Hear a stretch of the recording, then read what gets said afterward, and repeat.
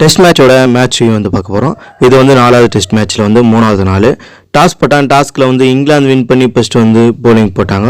First India வந்து batting ஆடினாங்க. India அடிச்சிருக்குன்னு பார்த்தீங்கன்னா 358 ரன் அடிச்சு தாங்க 10 விக்கெட் போயிட்டு இருந்துச்சு. இங்கிலாந்து பார்த்தீங்கன்னா 544 ரன் அடிச்சு தான் 7 விக்கெட் போயிட்டு இருந்துச்சு. இன்னும் நாட் அவுட்டில் இருக்கிறாங்க.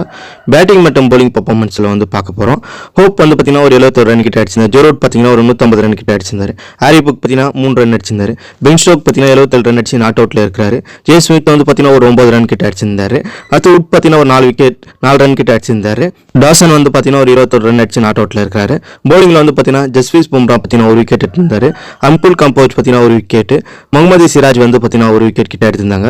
ரவீந்திர ஜடேஜா 2 விக்கெட் எடுத்திருந்தாங்க. வாஷிங்டன் சுந்தர் வந்து பார்த்தீங்கன்னா 2 விக்கெட் கிட்ட தலா எடுத்திருந்தாங்க. இன்னும் இங்கிலாந்து வந்து எவ்வளோ ரன் அடிப்பாங்கன்னு சொல்லி நீங்கள் உங்களோட கெஸ் வந்து சொல்லுங்க.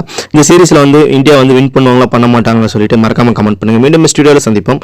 நன்றி, வணக்கம்.